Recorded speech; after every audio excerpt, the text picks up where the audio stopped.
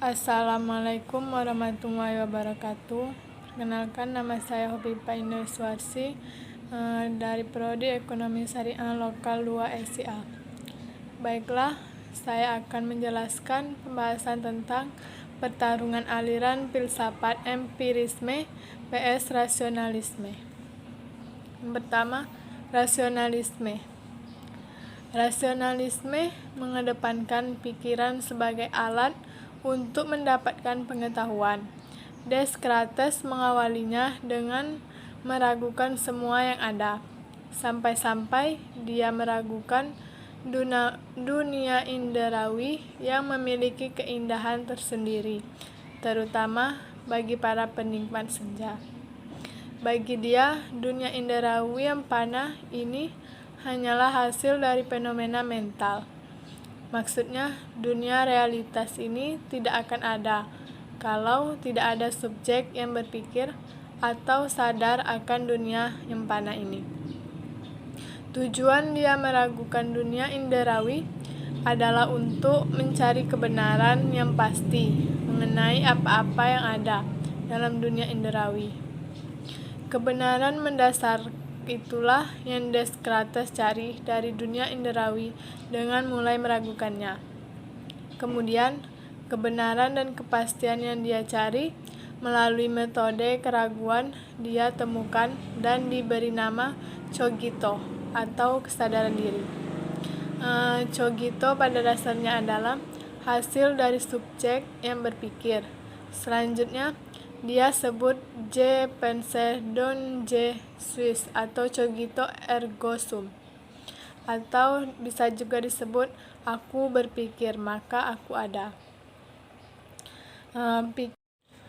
Pikiran sebagai alat utama yang digunakan Descartes ia sebut sebagai ide bawaan atau res cogitans yang sudah melekat sejak manusia lahir.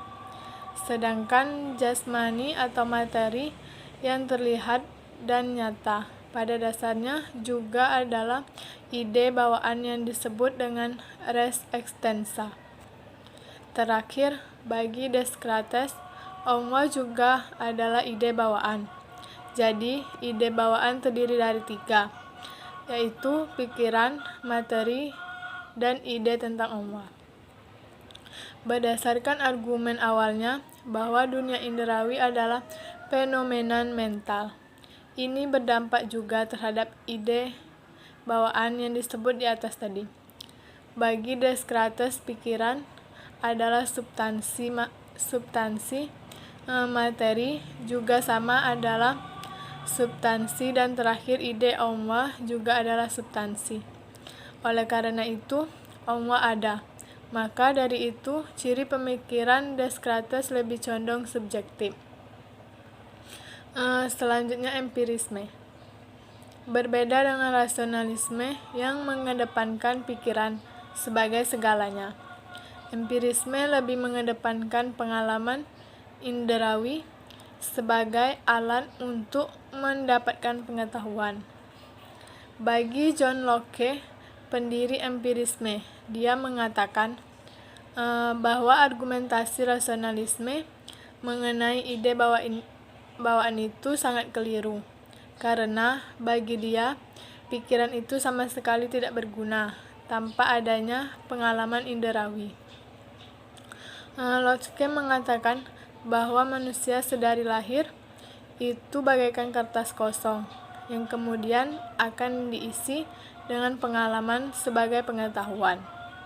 Mengenai ide bawaan yang usus oleh Descartes, ia menolaknya dengan dalih pengetahuan secara a priori atau yang terkandung dalam subjek.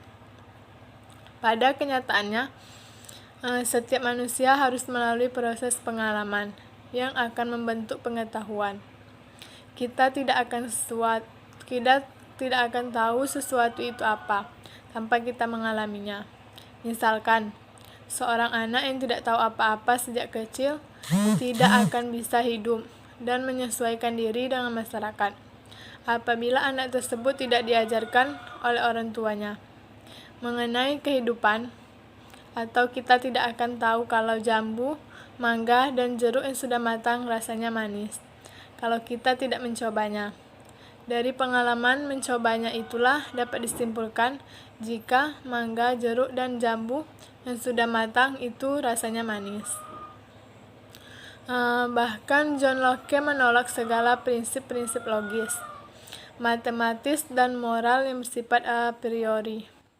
Misalnya, ajaran tentang dosa asal juga ditolaknya, karena menurutnya manusia memiliki kekuatan untuk berubah dan bukan budak dari keadaan-keadaan awalnya.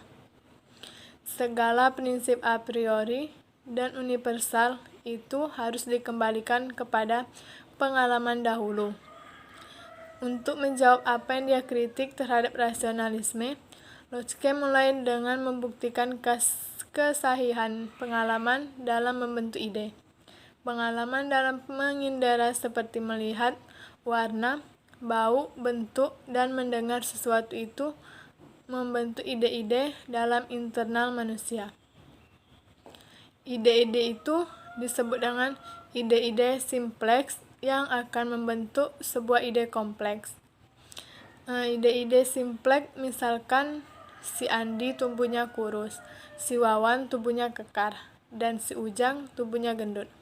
Dari ide-ide simpleks tentang si Wawan, Andi, dan Ujang itu membentuk ide kompleks atau universal, bahwa tubuh manusia itu ada yang gendut, kurus, dan kekar.